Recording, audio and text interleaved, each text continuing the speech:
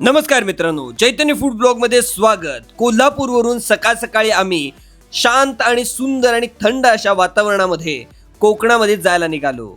आम्ही फोंडा मार्गे वेंगुर्ला या ठिकाणी पोहोचलो आणि तिथं गेलो एका आंब्याच्या बागे। या ठिकाणी जवळजवळ 800 झाडं होती आंब्याची आणि छान असे आंबे सुद्धा आले होते आणि झेल्याच्या माध्यमातून आंबे अलगद पद्धतीनं झाडावरून उतरवले जात होते। अगदी माहीर ही लोक या कामामध्ये होती। बघा, मोठ्या क्वांटिटीमध्ये या ठिकाणी आंबे आता काढलेले आहेत। सध्या हिरवेगार दिसत असतील तर पिकायला घातल्यानंतर मस्त केशरी होणार आहेत। नमस्कार मित्रांनो, चैतन्य फूड ब्लॉग मध्ये स्वागत आहे। मित्रांनो, कोल्हापूरवरून वेंगुर्ला या ठिकाणी आपण आलेलो आहे आणि एका आंब्याच्या बागेमध्ये आलोय आणि हे आंबा काढायचं आता काम सुद्धा चालू आहे। झेल्याच्या माध्यमातून आंबा निघतोय। तर नेमकं या वर्षीच्या आंब्याची काय परिस्थिती आहे? बरीच लोक म्हणतात की आंबा कमी आहे, तर नेमकं किती मेहनत असते, कुठल्या टाईपचा हा आंबा आहे, किती दिवस लागतात पिकायला? हा आंबा प्रथम म्हणजे हापूस आंबा आहे। ह्या वर्षी सीझन हा 10 ते 20% आहे फक्त। बर आणि ह्याला मेहनत म्हणजे खूप पावसाळ्यापासून याला मेहनत करावी लागते। जून पासून खत घालणे, परत निगा राखणे, साफसफाई करणे, ह्या बागेची अशी काळजी घेतली जाते। नंतर याला आपण ऑर्गॅनिक औषधं फवारणी करून याचं प्रोडक्शन काढतो व ठिकठिकाणी घरपोच सेवा देतो। किती झाड आहे तिथं? इकडे साधारण 800 ते 1000 झाडं आहेत। बर ही बाग पूर्ण ऑर्गॅनिक पद्धतीमध्ये आहे।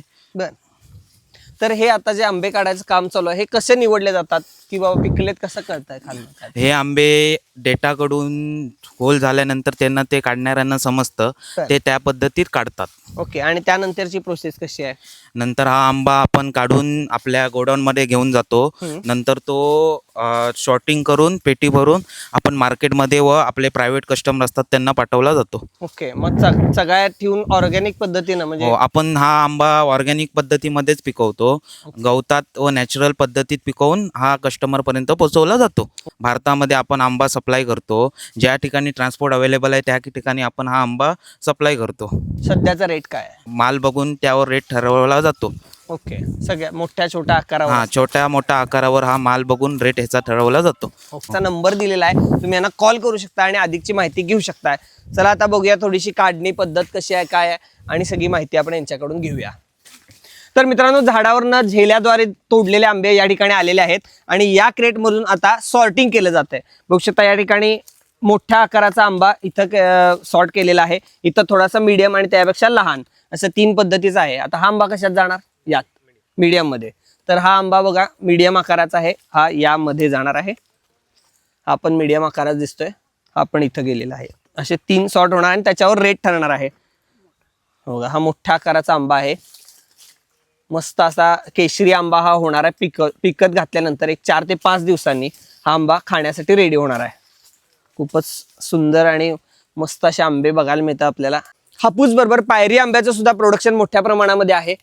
हा बघा पायरी आंबा आहे, याचा आकार वेगळा असतो आणि याच्यामध्ये रस भरपूर असतोय। ओके, आता हे छोटे आंबे बघताय, त्याला बिटके आंबे म्हणतात, ते सुद्धा पिकतात आणि ते तर खूपच गोड लागतात। मित्रांनो बघू शकता तुम्ही, मोठ्या आंब्यांबरोबरच ते बिटके आंबे सुद्धा दिसतात कडेला, हे सुद्धा विक्री केली जातात, ह्याचा रेट वेगळा आहे। आंब्यांची माहिती घेतली आणि त्यानंतर आम्ही गेलो वेंगुर्ल्यावरून तारकर्ली या ठिकाणी आम्ही स्टे केला समुद्राच्या लगतच। किती मस्त वातावरण आहे बघा, आणि रूम मधून समुद्र सुद्धा दिसत आहे। तारकर्लीच्या समुद्र किनाऱ्यावर अनेक होमस्टे आहेत, तुम्हाला 3000, 2000, 2500 या किमतीमध्ये मिळतील। आणि तुम्ही आधी बुकिंग करायचं असेल तर दिलेला आहे नंबर डिस्क्रिप्शन बॉक्समध्ये देतो आणि त्यावर तुम्ही कॉल करून आधी बुक करू शकता। शनिवार रविवार जरा गर्दी असते आणि इतर वेळी थोडीशी कमी गर्दी असते। मस्तपैकी संध्याकाळ आम्ही या समुद्र किनाऱ्यावर घालवली। इथून सिंधुदुर्गचा किल्ला सुद्धा दिसत होता।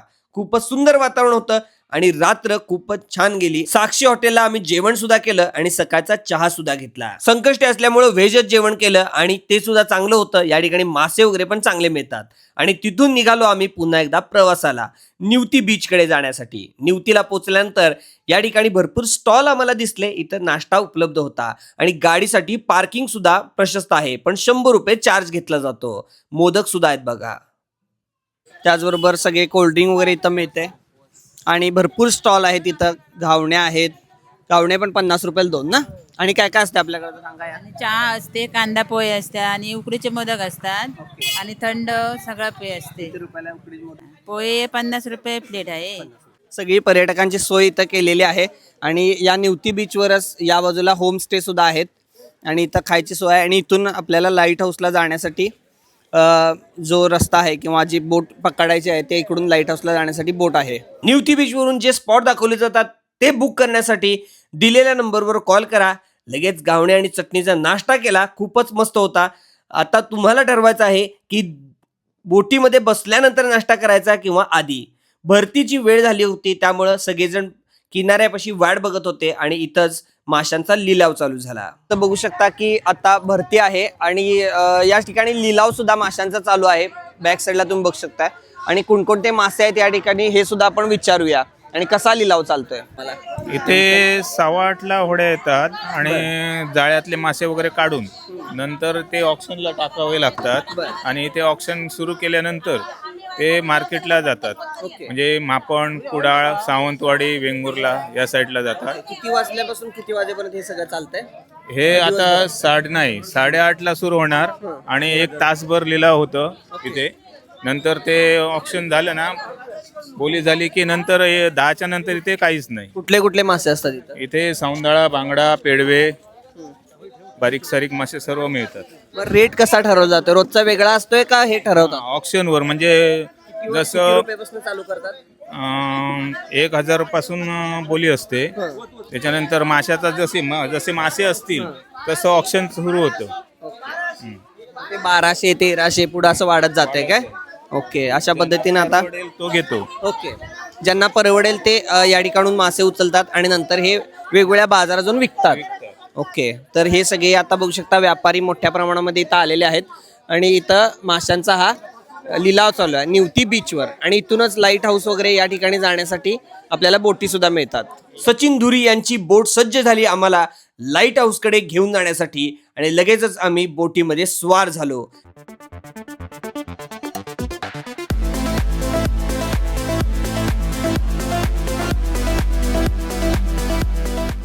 अशा पद्धतीची बोट तुम्ही शेअरमध्ये सुद्धा बुक करू शकता किंवा प्रायव्हेटली सुद्धा अख्खी बोट तुम्ही बुक करू शकता आणि जवळजवळ 2 तास एन्जॉय करू शकता.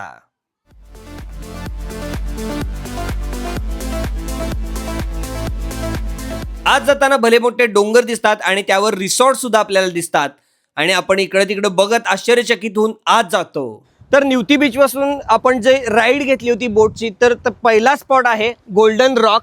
हा पहिला स्पॉट अगदी जवळ आहे आणि इथून भरपूर आतमध्ये जायचं आहे. साधारण आतमध्ये जाऊन याला 2 तासाची ही राईड होते आणि आता पहिला स्पॉट बघतोय आपण गोल्डन रॉक. निवती बीचच्या अगदी जवळ असलेला हा पॉइंट आहे आणि आतमध्ये जाऊया आता पुढचा स्पॉट बघण्यासाठी. तर मित्रांनो, किल्ले निवतीचा तो तटबंध दिसतोय. तटबंदी थोडीशी आहे या ठिकाणून दिसणार आहे आपल्या या राईडमध्ये. परुणा मार्गे तुम्हाला रस्त्यानं बाय रोड जाता येत आहे आणि त्याच्याच बाजूला हा किल्ले निवतीच्या पलीकडचा हा बीच आहे.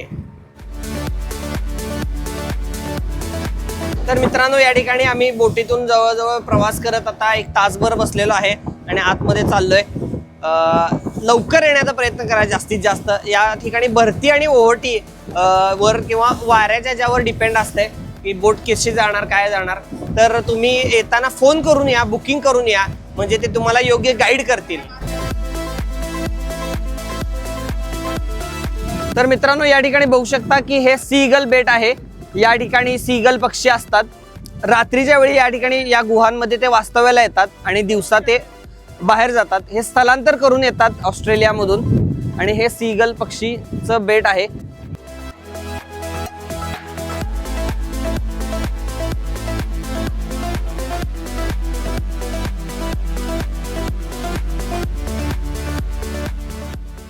आणि त्यानंतर आम्ही गेलो जुन्या लाईट हाऊसकडं. यावर जाण्यासाठी इथून पायऱ्या सुद्धा आहेत.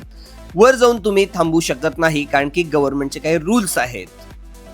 तर मित्रांनो, आपण आता ओल्ड लाईट हाऊस बघून निघालेलो आहे आणि आता न्यू लाईट हाऊसकडे आपण चाललोय. न्यू लाईट हाऊसकडे आपण चाललोय. आता खूपच स्ट्रगल आहे मित्रांनो. शूटिंग करतोय आणि त्याचबरोबर आपण राईड सुद्धा करतोय. जर वातावरण चांगलं असेल तर या खडकांमधून आतमध्ये सुद्धा बोट नेली जाते. या ठिकाणी सुद्धा खूपच मस्त आहे. चांगलं वातावरण असेल तर नक्की त्या ठिकाणी. तर मित्रांनो आता बघतोय आपण न्यू लाईट हाऊस. या बेटावर 2 लोक राहायला पण असतात असं यांनी गावकऱ्यांनी सांगितलेलं आहे. आणि जी काही खडकं आपण बघितली त्या खडकाला प्रत्येकाला काहीतरी त्यांनी नावं दिलेली आहेत, जेणेकरून मासेमारी करताना त्यांना लक्षात येईल की बाबा या ठिकाणी मासे सापडलेत आपल्याला, तर त्या ठिकाणीच माशाचं जाळं टाकायला पाहिजे. आणि इथून पायऱ्या ज्या दिसत आहेत बघा, या पायऱ्यांवरून त्यांचं साहित्य वर पोहोचवलं जात आहे. या ठिकाणी अधिकारी लोक राहायला असतात आणि ज्या आजूबाजूला ज्या बोटी आहेत त्याला बरं पडतंय, म्हणजे त्यांना रस्ता शोधण्यासाठी त्याचा फायदा होतोय. हे आहे नवीन लाईट हाऊस.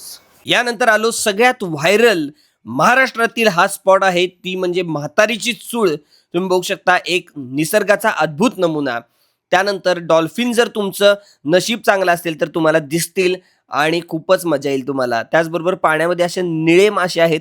समुद्र जर शांत असेल आणि गर्दी कमी असेल तर या ठिकाणी अशा पद्धतीने मासे तुम्हाला बघायला मिळतील. सचिन धुरी यांची ही बोट होती. खूपच चांगली त्यांनी माहिती दिली आणि नक्कीच दिलेल्या नंबरवर तुम्ही कॉल करून ही बोट पहिल्यांदा बुक करा आणि नक्की या ठिकाणी एकदा भेट द्याच. अद्भुत नमुना आहे निसर्गाचा, खूपच छान वाटतंय. आणि त्यानंतर परतीचा प्रवास आम्ही चालू केला.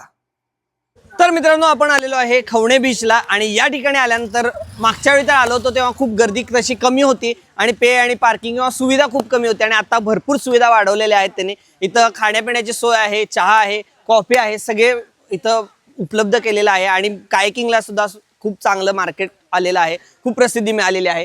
या बाजूला बीच आहे आणि या बाजूला कायकिंगची सोय करण्यात आलेली आहे. चला तुम्हाला दाखवतो नेमकं कशा पद्धतीने या ठिकाणी रेट्स वगैरे आहेत आणि काय काय सोयी आहेत. खूपच सुंदर या ठिकाणी वातावरण आहे. छान गार वारं सुटलंय. बाहेर खूप उष्णता आहे पण या ठिकाणी खूपच मस्त वाटतंय. निसर्ग आणि पर्यटन अशा दोन्ही गोष्टींची सांगड म्हणजे ही कायकिंग आहे. आणि किरण सारंग यांच्याकडे मी गेलो, नेहमीच यांच्याकडे जात असतो कारण की यांच्याकडं व्यवस्थित सोय दिली जाते आणि सगळा गायडन्स अगदी व्यवस्थित केला जातो. खूपच मजा येते.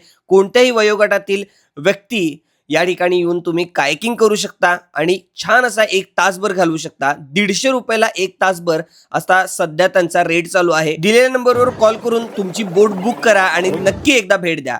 तुम्हाला जर कायकिंग करायचं नसेल तर अशा मोटरवाल्या बोटमध्ये बसून सुद्धा या ठिकाणी तुम्ही खारपुटीच्या या वनस्पतींमधून प्रवास करू शकता.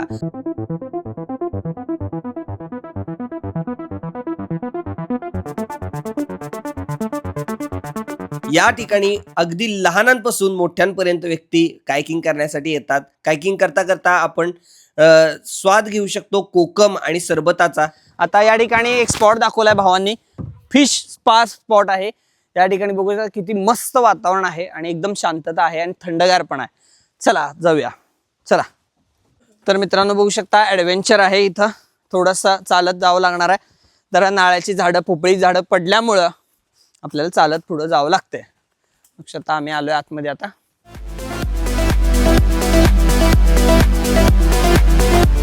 तर मित्रांनो हा बघू शकता चमत्कार. या ठिकाणी गोड्या पाण्याची ही विहीर आहे, अगदी जवळ समुद्राच्या. एकदम खारं पाणी असतंय तरी सुद्धा इथे घर आहे आणि घराच्या बाजूलाच ही विहीर आहे. त्यामध्ये चांगलं पाणी आहे.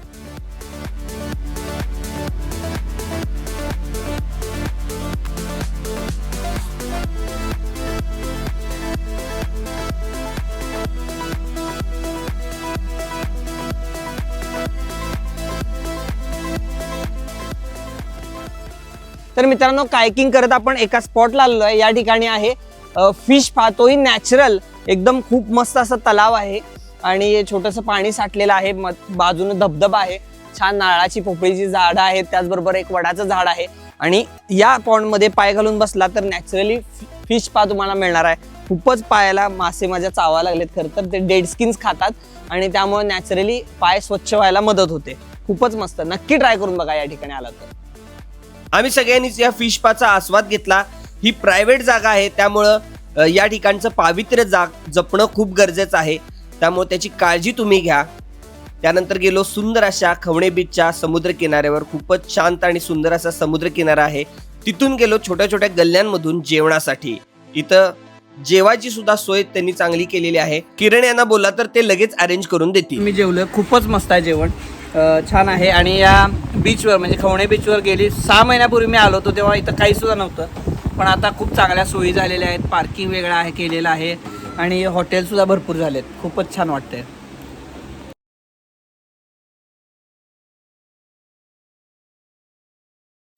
ही थाळी 150 रुपये आणि मासाची बांगडा 250 रुपये. जेवण मस्त आहे. व्हेज जेवला ना? हो हो. कोकणात व्हेज चांगलं मिळणं म्हणजे नशीबच आहे. आमचं नशीब चांगलं आहे म्हणजे. लगेच आंबे घेतले दादांकडून आणि कोल्हापूरच्या प्रवासासाठी निघालो. आणि जे आंबे घेतले होते ते कधी एकदा खातो असं झालं होतं. बॉक्स लगेचच फोडला आणि खजिना बाहेर आला. खूपच मस्त होते. वेंगुर्ल्याचे देवगड स्पेशल हापूस जर आंबे पाहिजे असतील तर दिलेल्या नंबरवर कॉल करा आणि अधिकची माहिती घ्या. त्या वेळेचा रेट तुम्ही जाणून घ्या. मस्त आहेत आंबे, खूपच चांगले होते. टेस्ट केले कापून लगेच, खूप चांगले होते. आणि हा व्हिडिओ कसा वाटला हे कमेंट बॉक्समध्ये कमेंट करून कळवायला विसरू नका. अशाच पद्धतीचे व्हिडिओ आपण चैतन्य फूड ब्लॉगवर आणत असतो. आणि तुम्ही जर चॅनल सबस्क्राईब केलं तर नवीन नवीन व्हिडिओ करण्यासाठी मला प्रेरणा मिळते. नक्कीच चांगल्या चांगल्या कमेंट्स करा आणि तुम्हाला हा व्हिडिओ कसा वाटला हे सांगा. दोघांनी पण ट्राय केला, मला पण आवडला आणि वेदला पण. चला भेटूया पुढच्या व्हिडिओमध्ये.